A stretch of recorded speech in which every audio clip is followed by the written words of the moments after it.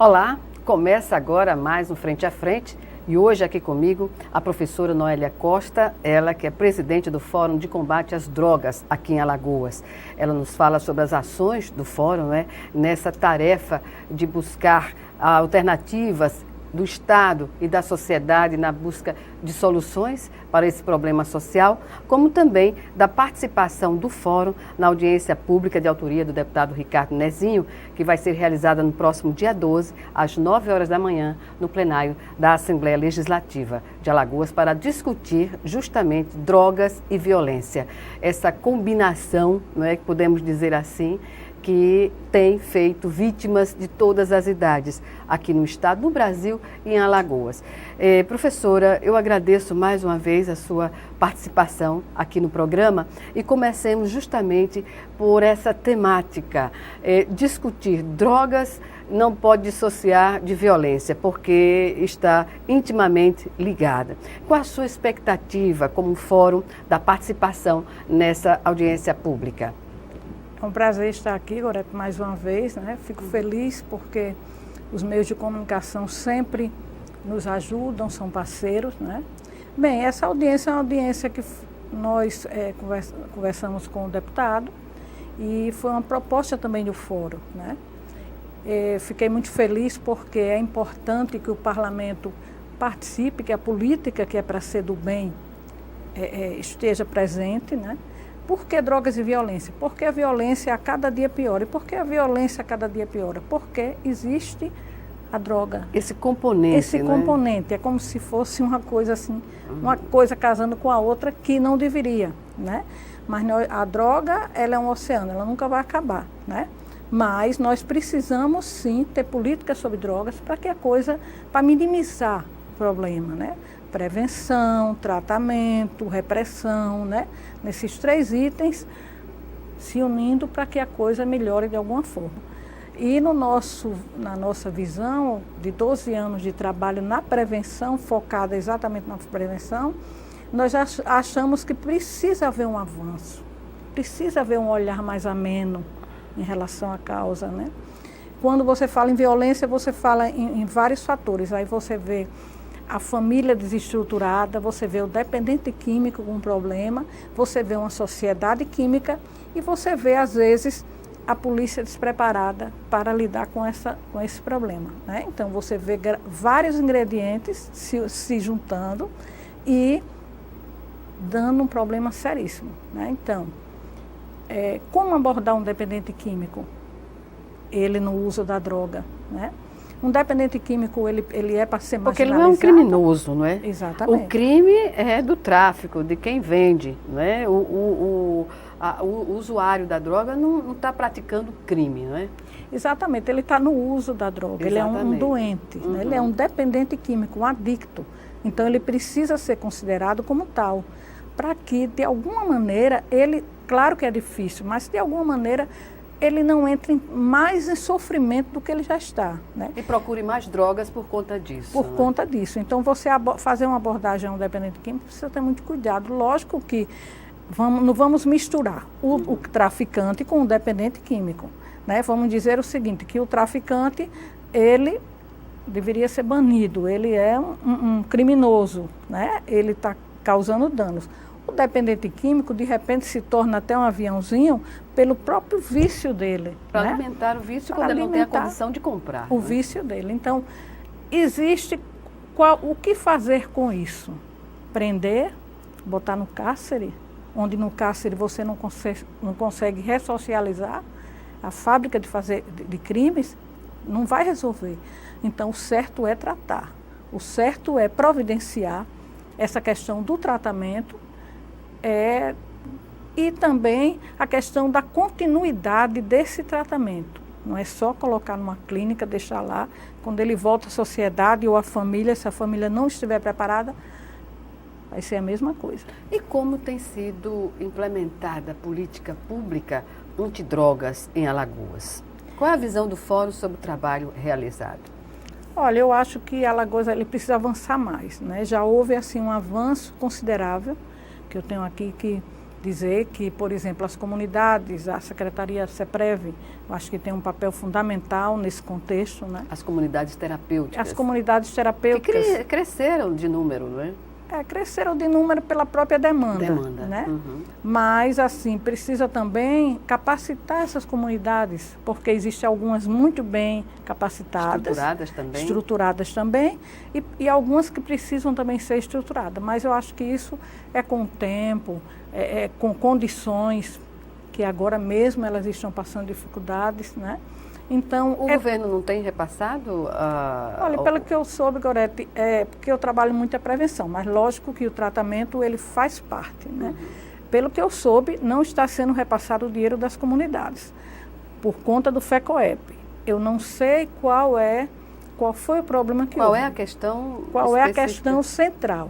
Mas eu soube que, por exemplo, o conselho do FECOEP parece que ainda não foi formado. Precisa formar esse conselho para liberar o dinheiro. Assinatura de liberação da rubrica para o pagamento. Exatamente. Uhum. Houve repasse, não é? O repasse. Houve uma diminuição do FECOEP. Eu não me lembro agora, para não errar, eu não quero lhe dizer números, né? Mas que houve uma diminuição, porque eu faço parte do conselho e a última reunião foi essa pauta, né? Porque diminuiu muito, mas a SEPREV teve a consciência de cortar, mas não para as comunidades, então cortou de outra forma, porque tinha que cortar porque vinha menos, né? Mas aí é onde está o problema. Se você aumenta a questão do dependente químico, se está vindo uma demanda maior, se a violência provê disso, se a questão da saúde, né? Vamos dizer, você gasta muito mais, porque você tem o tratamento, quer dizer, aí você diminui a verba para isso é um absurdo. Aí você precisa da prevenção. Prevenção nunca foi feito a contento no nosso Brasil. Nunca houve investimento à altura de um trabalho continuado preventivo nessa área. Exatamente. Nunca houve uma continuidade, ser um trabalho permanente, né? Porque demanda tempo a prevenção. A prevenção, você vê, eu faço 12 anos, graças a Deus temos alguns resultados, mas claro que nós somos pequenos em relação ao Estado, em relação ao poder. Mas, mesmo assim, posso lhe dizer, acho que é o que me realiza na vida e o que faz continuar a causa. Porque alguns resultados muito positivos na prevenção nós estamos obtendo. Por exemplo? Por exemplo, esse ano nós já fizemos um evento na sala de cinema com 540 pessoas. O que é que a gente faz? A gente capacita, a gente orienta, a gente informa, né? Por isso nós temos um slogan interessante, quem se informa não se droga. Então a gente traz um público, a sociedade, vamos dizer, trazemos um público diversificado, estudantes, né? Profissionais liberais, a comunidade, a família, né? Então, Esse é o papel de uma organização não governamental, de um fórum, não é? Dando suporte à política de Estado, não é? Exatamente. E como viabilizar isso hoje? Como tem sido a relação do fórum com o Estado? Bem, esses anos todinhos, no começo, eu ia muito nas secretarias. Aí eu ficava lá sentadinha, aguardando o secretário receber. 1 hora, 2 horas, para que a gente entrasse e falasse qual era a demanda. Uma vez ou outra que era, vamos dizer, a gente pede panfleto, pede cartaz, é o que a gente pede. Se trouxer um palestrante, uma passagem. No começo foi muito difícil e depois eu meio que enchi o saco, posso lhe dizer assim. Eu digo, eu tenho que ter uma independência para continuar meu trabalho, eu não posso ficar a mercê, medicando, né? Feito com a cuia na mão, né? Uhum. Então eu disse, não, eu vou mudar a estratégia. Então eu procurei parceiros da iniciativa privada, né? Lógico que existe poder público, mas assim, hoje o fórum ele anda, por exemplo, se eu for fazer um fórum, que eu vou fazer um fórum dia 1º de junho, nenhuma secretaria ajudar, a gente faz do mesmo jeito. Como é que a gente faz? A gente tem os parceiros como o Maceió Shopping, nós temos parceiro na construção civil, nós temos a OAB como parceiro, nós temos a Clínica Árvore da Vida, nós temos parceiro fora do estado. Então, quando eu me desespero, busco e eles chegam junto e a gente faz. Mas além de ser parceiros, o Estado deve estar participando dessas iniciativas, porque é fundamental essa formação para quem trabalha no poder público, na prestação do serviço à sociedade, não é? Exatamente. O último evento que nós fizemos, nós trouxemos o doutor Daniel Cordeiro, doutor em dependência química, autor de mais de 20 livros. O último livro que ele fez agora com o doutor Ronaldo, muito top. Então ele veio aqui, ele capacitou as pessoas amaram a palestra dele, foi sobre sexualidade e drogas, um tema assim muito importante. Polêmico também, polêmico, né? Porque ele entrou em vários assuntos, porque era amplo o tema. Então, todo mundo gostou do tema. Mães que chegavam, eu fiquei muito feliz nesse último evento, porque teve uma mãe que estava lá com uma menina de 14 anos e veio me apresentar. Disse, quase todos os fóruns eu trago minha filha. Então, tem 5 anos que eu trago minha filha, quer dizer, eu fiquei pensando, a menina devia ter 11 anos, né? No início da adolescência, Isso é adolescência. E ela fica atenta, ela gosta de vir, às vezes ela vê na televisão que está chamando, a gente não vai não para o fórum. Eu fiquei tão feliz com aquilo, porque isso é prevenção. Quantas palestras minha menina não foi e ela colocou na cabeça a droga, faz mal, a droga causa isso, causa aquilo. Então, nós fazemos dessa maneira, quer dizer, um jeito pequeno, mas um jeito grandioso e com amor à causa é o que a gente faz. O Fórum tem levado essa sistemática de atividades também às escolas do Estado ou particulares aqui em Alagoas? Sim, nós tanto vamos às escolas, nós fazemos um trabalho no Colégio Contato também, fizemos na Escola Geraldo Melo, nós trazemos esse pessoal, esse público para o nosso fórum. O penúltimo que nós fizemos, eu levei 40 alunos da Escola Geraldo Melo junto com os coordenadores e diretores, e eles estavam lá presentes para ouvir e se capacitar. Então, nesse último agora, nós levamos foram 79 alunos, adolescentes do Colégio também Contato, para ouvir sobre a temática. Então, nós vamos às igrejas, nós fazemos assim, uma peregrinação, né? Nos locais e nos momentos que a gente já sabe que existe aquela demanda e aquela coisa que, aquele anseio de você mostrar, porque informação é poder, informação é tudo na vida. Às vezes, por falta de uma informação, você diz, eu não sabia. Uma coisa que todo mundo sabia, parece até mentira. Então, a prevenção, ela, na minha visão, é a chave no combate às drogas. Se aliar à repressão, né, e o tratamento, que também inclui a prevenção, porque existe o pós-tratamento, existe aquele que recai e que precisa da prevenção, né, para continuar a sua vida só por hoje, né? Para não haver recaída. Então, eu acho de suma importância. O Estado ele tem feito sua parte nesse sentido, como eu falei agora, na questão do tratamento. Mas acho sim que a prevenção precisa ser inserida, como você falou como agora, política pública como também. política pública, né? E que essa prevenção ela seja efetiva, ela ultrapasse limites, ela mude, ela seja uma mudança de paradigmas, ela mostre, por exemplo, a um diretor o que é um dependente químico, que esse dependente químico não é um marginal, nem toda pessoa que está usando a droga ou vendendo, dependendo da condição, ele é um marginal. Então, existe uma marginalização na questão da dependência. Generalizada. Existe um preconceito e existe uma negação da família, onde essa negação é a pior coisa que existe. Então, se você prepara essa família, que é tudo que precisa ser preparado para a prevenção, isso é tudo que há. Sem a família não somos ninguém. E não há uma continuação nem de tratamento e nem outras situações que precisam ser trabalhadas. Pois bem, vamos ao nosso primeiro intervalo e o Frente a Frente volta em 1 minuto para a gente dar continuidade a essa discussão que é do interesse de todos nós, né? Sejamos parte do problema ou não. Até já.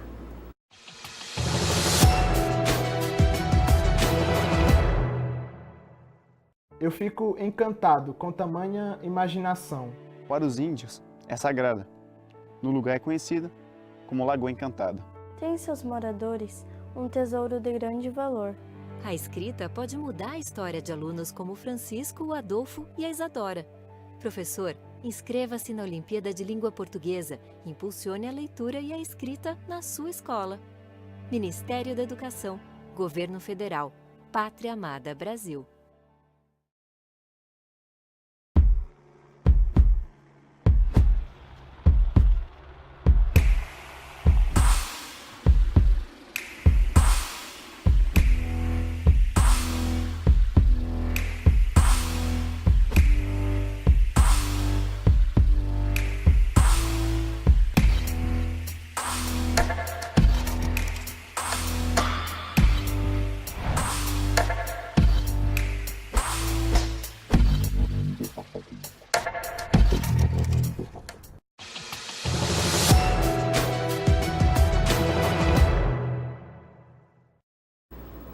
Estamos de volta no segundo bloco do Frente a Frente, que hoje recebe a professora Noélia Costa, ela que é presidente do Fórum de Combate às Drogas aqui em Alagoas. Ela nos fala sobre as ações do Fórum na questão preventiva, porque o Fórum tem centrado suas atividades na prevenção e também da participação, não é, que ela vai ter enquanto representante do Fórum, integrante do Conselho Estadual de Políticas sobre Drogas, na sessão especial que acontece no dia 12 deste mês, no plenário da Assembleia Legislativa, por iniciativa do deputado Ricardo Nezinho, que vai discutir justamente drogas e violência. E nessa questão, a gente deu um mandamento, né, nessa temática no bloco anterior, e a senhora tocou num ponto que é, digamos assim, fundamental, né? É onde existe o equilíbrio ou o desequilíbrio para que alguém possa entrar no mundo das drogas, que é a família. Esse componente, como se estabelece essa vulnerabilidade, professora? Bem, em que situações? Nós vivemos em uma sociedade química, não é? Onde para você ter prazer, você tem que usar um comprimido para relaxar, que é uma droga, ou você tem que tomar um uísque ou uma cerveja na frente de um adolescente ou de uma criança. E ali ele vê o quê? O prazer. Meu pai está feliz porque está bebendo. Quando eu crescer, eu vou beber. Minha mãe relaxou porque tomou um comprimido, ela estava estressada. Então, quando eu crescer, eu vou também tomar aquele comprimido. Então, isso com as drogas lícitas. Lícita. Nós estamos falando na droga que, digamos que é o abre-alas, abrir as portas para as outras drogas. Né? Quem usa o álcool pode usar a maconha, pode usar a cocaína. Exatamente. Então, nós vivemos nessa sociedade. As famílias hoje, elas são disfuncionais. Algumas famílias, por exemplo, nós temos pais separados. Duas famílias. É um novo modelo. Nesse novo perfil de família, nós temos que ter muito cuidado para que não haja alienação parental, por exemplo. Para que não haja indiferença, né? Indiferença. Para que o pai não seja omisso na criação de um filho ou de uma filha, que isso é predominante para entrar ou não nas drogas, tá? Não quer dizer que seja, que é aquilo que aconteceu. Que é determinante. Não é determinante, mas a mãe e o pai têm que estar em alerta, principalmente que vivemos numa era digital, onde a dependência também existe aqui, e não existe mais o convívio. Você não olha no olho, como nós estamos conversando agora, você não janta, não almoça, não toma café, nada. Cada um vive o seu mundo. E quando acontece isso, existe um isolamento do ser humano. Pode ser um adolescente que está em conflito com ele mesmo. A menina não é mulher, não é menina, ela está ali, é adolescente. Vai fazer o que da vida? Ela nem sabe.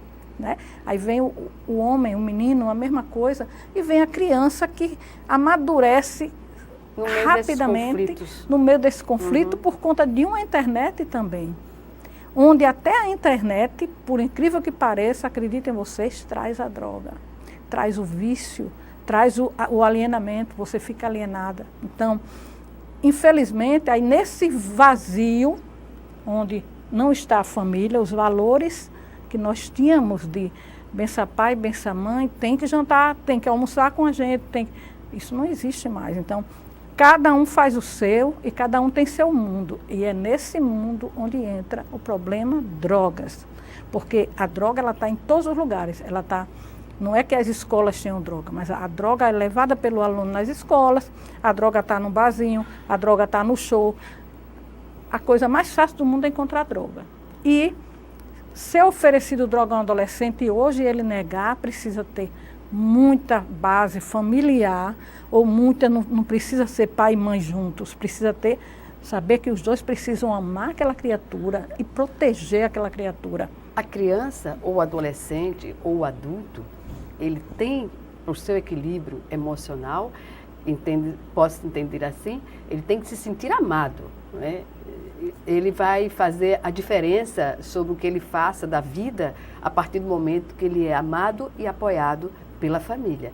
É essa a condição que dá a ele, professora, a resistência a essa sedução que é feita através dos próprios amigos, muitas vezes, para introduzir as drogas. Exatamente. É a fortaleza que vem de dentro, né? É o amor que você tem, ou de um pai, ou de uma mãe, ou de uma tia, é você se sentir acolhido, que na hora que alguém lhe oferece a droga, você diz, eu não quero. Aí, quando é em grupinhos nos colégios, você é excluído, porque para você ser inserido, você tem que usar droga.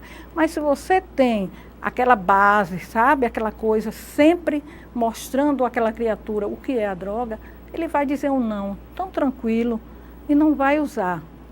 Eu tenho, assim, um exemplo na minha casa mesmo, a minha neta, que tem já 19 anos, quando eu comecei o fora, ela é bem novinha, e ela diz, vó, onde a gente vai tem droga, o problema é dizer não. E graças a Deus, fico muito feliz com isso, até hoje ela nunca tomou um gole de cerveja, nem de uísque, nem beber, ela bebe. Aí você diz, está protegida, estou dando um exemplo família, mas existem outros exemplos. Nem tanto, porque vai chegar um momento que ela pode estar triste, ela pode estar depressiva, e se ela não tiver esta família junto com ela, né, que a gente procura fazer isso, aí é onde eu digo, aí você pode cair. Aí você diz, você caiu porque não tinha personalidade, porque era isso? Não. Existem os momentos de cada ser humano e precisam ser preenchidos justamente com o que você falou, o que é que salva o amor, a família. Até no tratamento, se a família não estiver inserida, não existe. Você pode mandar para a Suíça, você pode mandar para o melhor centro. Quando ele vai voltar para um ambiente doentio, de codependência dos pais ou da família, e ele vai recair, porque a recaída vai faz parte do tratamento. Então, infelizmente, nós vivemos em uma sociedade doente, né, onde existem muitas coisas aí que a gente nunca viu na minha época, não sou tão velha, mas vamos dizer que já estou. E na minha época não tinha tanta coisa, entendeu? Agora é tanta falta de respeito, falta de Deus, sabe? De religião, de família, de valores. Isso tem a ver, quando se fala em valores também, com o consumismo, não é? Com esse atrativo que se faz, seja na televisão, nas redes sociais, na sociedade em si, e tudo muito, digamos assim, muito rotativo, não é? Nada fica, não é? Tudo no apelo material. Tudo no prazer imediato. Então, eu tenho que ter aquele celular mais caro, aí o pai lhe dá, né? Que não era para dar, era para mostrar o valor do que a pessoa está ganhando. Por que você vai ter celular? Qual o motivo que eu vou lhe dar o celular? Só porque eu tenho dinheiro? Limites é um fator para determinar também o indivíduo chegar na adolescência, ele tem tudo, né? Quando é criança também, quando chega à fase adulta, que ele se depara com a realidade de que ele não vai poder, digamos assim, administrar a vida financeiramente, que era bancada pelos pais. Exatamente. Pode cair nas drogas também. Exatamente. É o consumir demais, é achar que pode tudo, e isso aí vai prejudicar e vai terminar você, sim, entrando na questão droga. Porque a droga, ela entra justamente nesses momentos. A criança que não tem um não na vida, tudo é sim, né? A criança que acha que pode tudo. A criança que faz até bullying, às vezes, numa escola, né? Porque vê que a amiguinha não tem a roupa que ela tem de marca, né? Onde você inseriu isso porque, infelizmente, é o capitalismo, é o comércio, é você assistir televisão e ver aquilo. Mas você tem que conversar com seu filho, educar de uma maneira diferente, mostrando os valores, mostrando que isso não é a felicidade, né? Porque você vai aleijar o seu filho, né? A muleta vai estar ali, no dia que não tiver a muleta, como este indivíduo vai andar, não é? Então, isso aí também tem a ver com o aumento do de uso abusivo de drogas, dos usuários de droga. Aí você vem do álcool, né, que é lícito, que você vai nas festas das escolas, terceiro ano, aí um open bar, né, aí tem ali não era nem para existir, são adolescentes, você está oferecendo, não, mas se não tiver, não tem festa. Tem sim, depende da criatividade. Porque nós temos cabeça para ter criatividade. Então, a educação ela está um pouquinho também equivocada, né? Quando se coloca em meio a uma situação como essa, esse quadro que a senhora descreve, que é a realidade, a possibilidade de, digamos, liberar o uso da maconha, que isso é um debate polêmico, que envolve a parte, é muito dividida a sociedade hoje sobre liberação e não liberação. Como a senhora entende, enquanto fórum, esse debate e essa proposta? Há muito, digamos que todos os anos nós fazemos um debate sobre a legalização da maconha, ou não. Então, existe dois lados, e a gente sempre coloca os dois lados porque é para as pessoas entenderem, né? Mas quem quer que libere tem uma visão, vamos dizer assim, vai diminuir a violência, eles não precisam ir na grota, né? Isso não é verdade. Não existe tráfico. Não existe tráfico. Isso aí não é verdade, né? Se você fala na questão medicamentosa, é totalmente diferente. Você tá a evidência científica dos males. Exatamente, totalmente diferente. Então, a gente tem que definir e mostrar os dois lados de uma maneira mais clara. Por quê? Por que querem que libere a droga? Porque vai ser muito dinheiro, o lobby é grande. Então, quem tem a boa intenção, aqui eu não estou criticando quem é a favor, né? Eu sou contra, porque nós temos um Brasil sem educação, sem saúde, sem justiça, né? Como você vai fazer esse controle de ter uma conveniência, que como tem fora do Brasil, né? Amsterdã, né, que tem isso, mas que já é um comércio, já é uma coisa que eles estão até dando uma marcha ré, né? Então, como você vai fazer isso num Brasil onde você não tem nada? Como é que você vai dizer a uma menina de 8 anos que, mas é legalizado? Sim, mas não é bem assim. Aí você vai falar o quê para essa criança? Você vai falar o quê com 11 anos para a criança que não usa maconha? Não é bem assim que você vai... Então, vai aumentar o uso... Sim, vão aumentar os dependentes químicos, nós não vamos ter clínica para isso, nem comunidade terapêutica que supere, nós não temos educação. Se os diretores da escola não sabem direito o que é uma dependência química, como é que esses diretores vão fazer a prevenção dentro de uma escola? Porque para liberar você tem que ter a prevenção, existe um regulamento, um caminhar.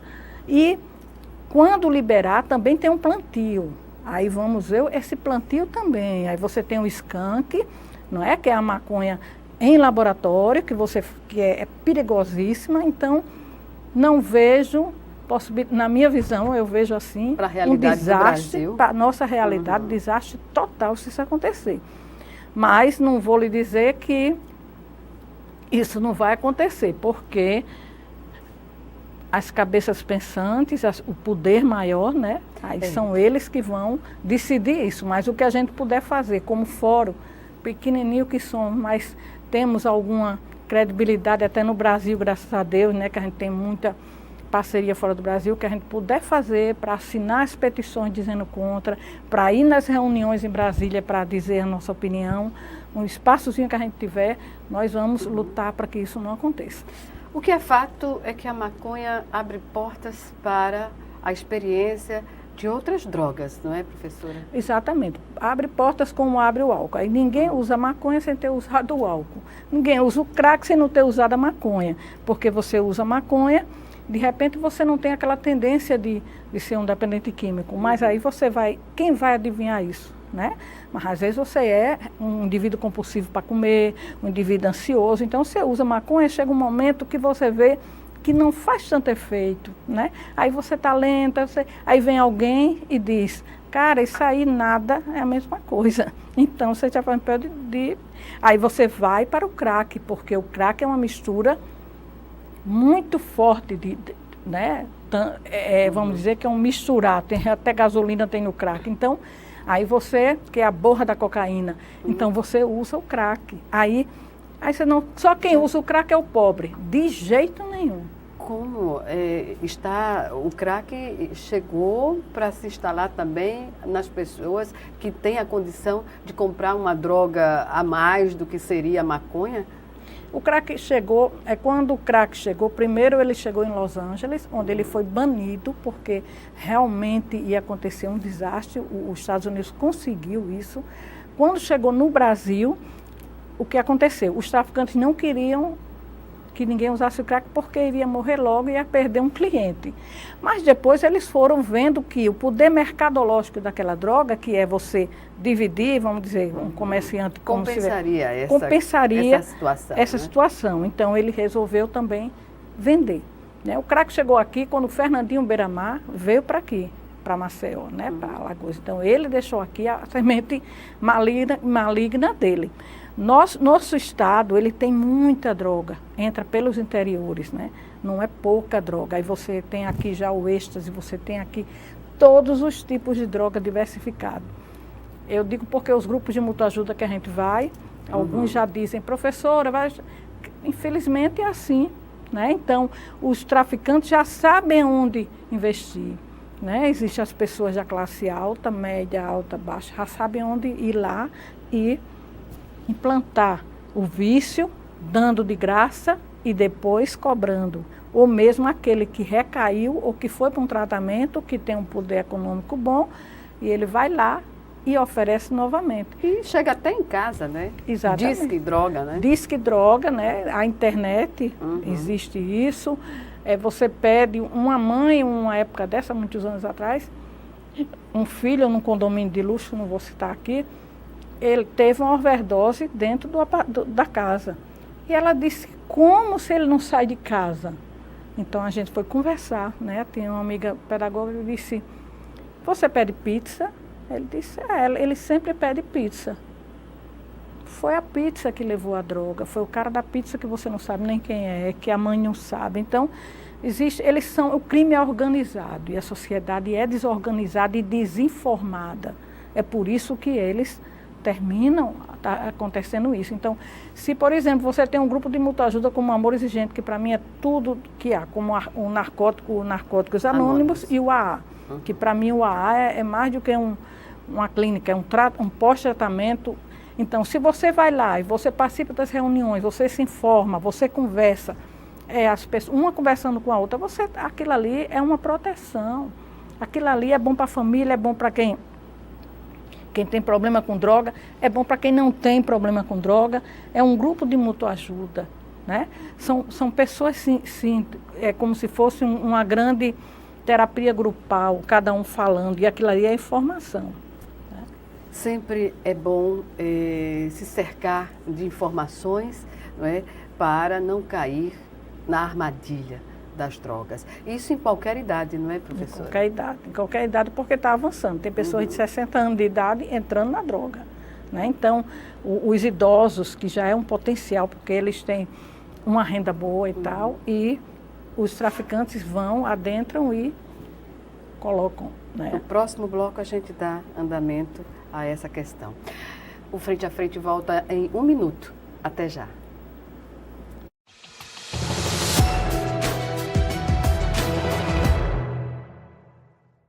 Eu não imaginava que ele estava com aquela dificuldade, não imaginava que ele estava com aquele problema de visão. Quando Kleber tinha 5 anos de idade, Kleber tinha uma dificuldade na visão. Todo mundo fazia as tarefas boas, mas eu não, porque eu não conseguia enxergar. O desenvolvimento ocular da criança tem até os 7 anos para a gente identificar algum erro refracional desse, poder tratar com o uso de óculos corretivo. Nós estamos desenvolvendo um projeto de saúde ocular na escola para examinar a acuidade visual desses alunos. Há mais ou menos 10 anos eu comecei a sentir um desconforto na visão. E aí eu procurei uma unidade de saúde. Eu pego no SUS 3 colírios a cada 3 meses. Hoje eu estou enxergando claramente, tá tudo bem, estou feliz. Eu amo usar o óculos.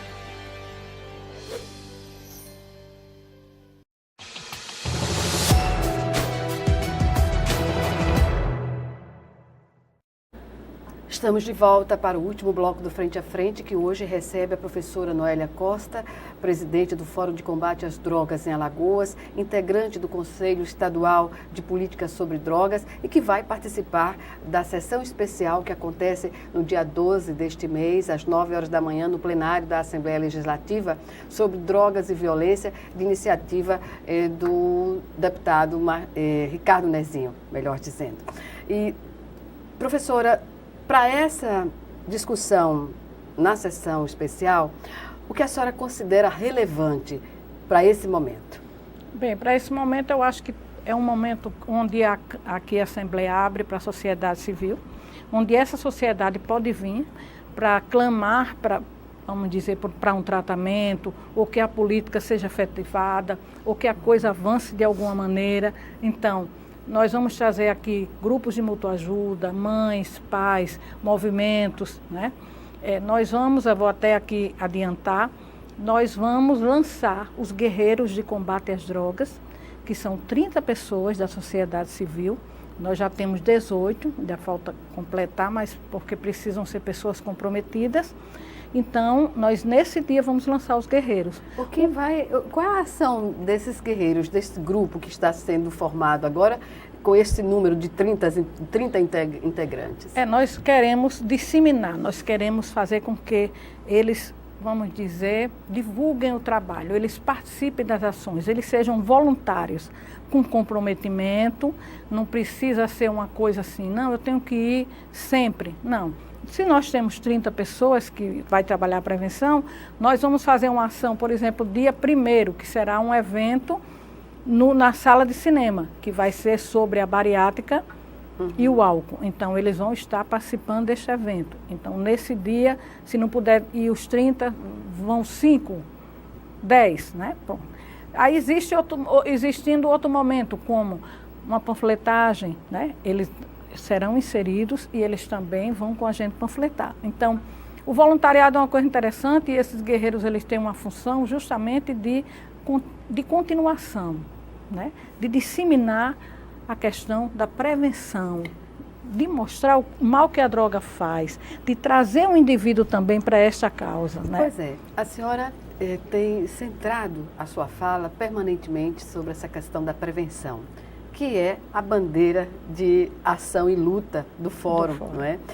E o Estado tem uma referência nacional, reconhecidamente, sobre tratamento e acolhimento, por meio do acolhimento nessas comunidades terapêuticas. O que faltaria?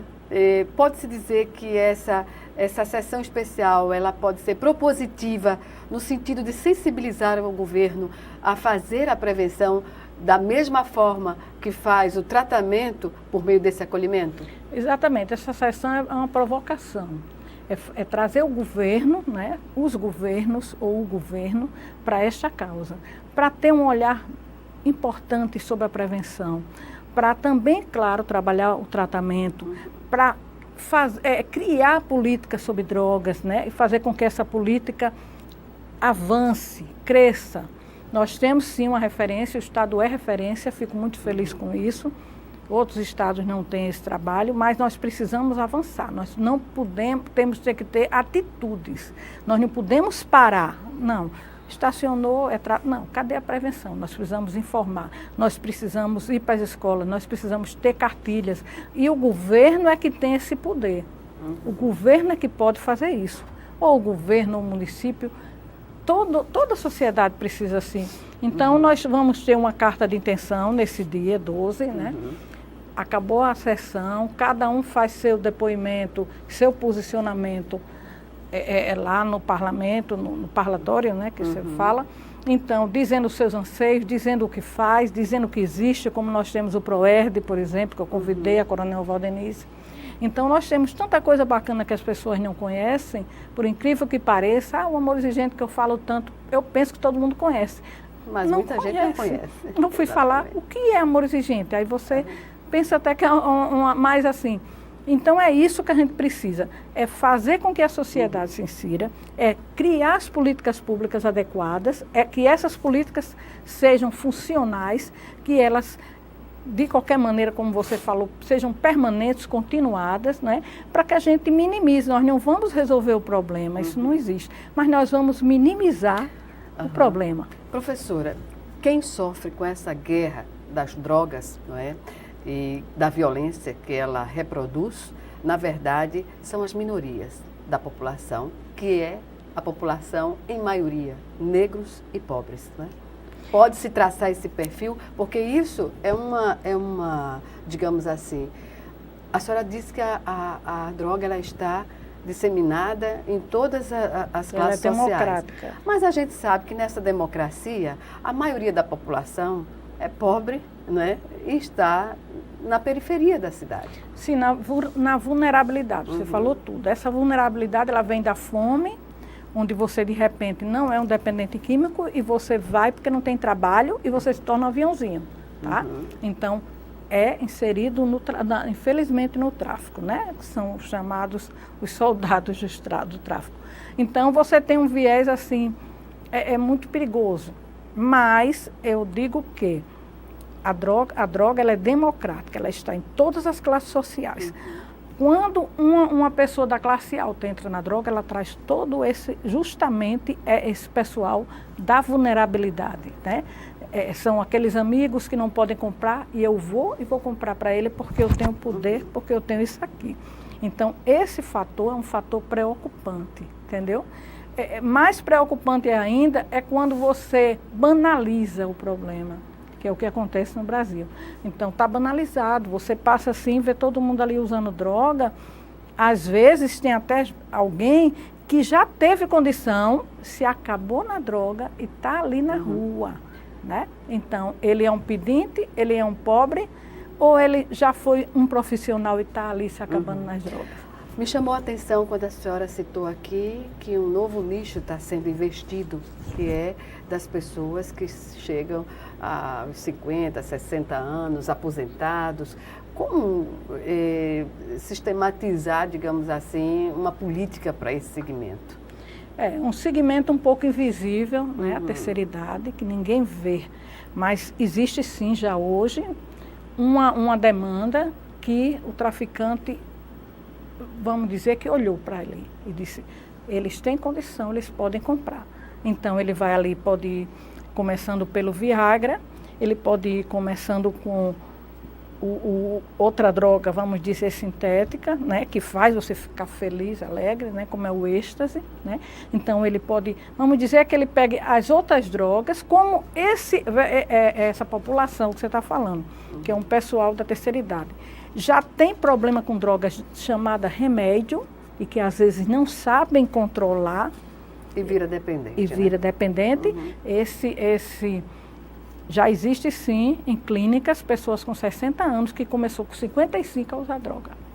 Bem, infelizmente o nosso tempo chegou ao fim e aqui eu quero agradecer a professora Noélia Costa por estar conosco e colocar a sua experiência e assumir, não é, essa condição voluntária de trabalhar em prol da prevenção às drogas aqui em Alagoas. Muito obrigada. Eu que agradeço, faço um chamamento aqui à sociedade, independente de partido, isso não tem partido, isso é uma coisa muito maior, a magnitude do problema é bem maior. Então você que está em casa, que está nos assistindo, venha dia 12, às 9 horas, coloque a sua ansiedade, é assim que a gente faz parte, porque é muito, vamos dizer, fácil você reclamar, agora eu quero ver participar. Eu vou com meu filho, eu quero ver o que vão dizer na sessão, porque esta é uma sessão de você que está assistindo esse programa, da sociedade civil, que precisa se organizar, porque o crime é organizado e nós não somos organizados. Muito obrigada. Obrigada. Obrigada a você também que nos assistiu e até o nosso próximo encontro, aqui, frente a frente.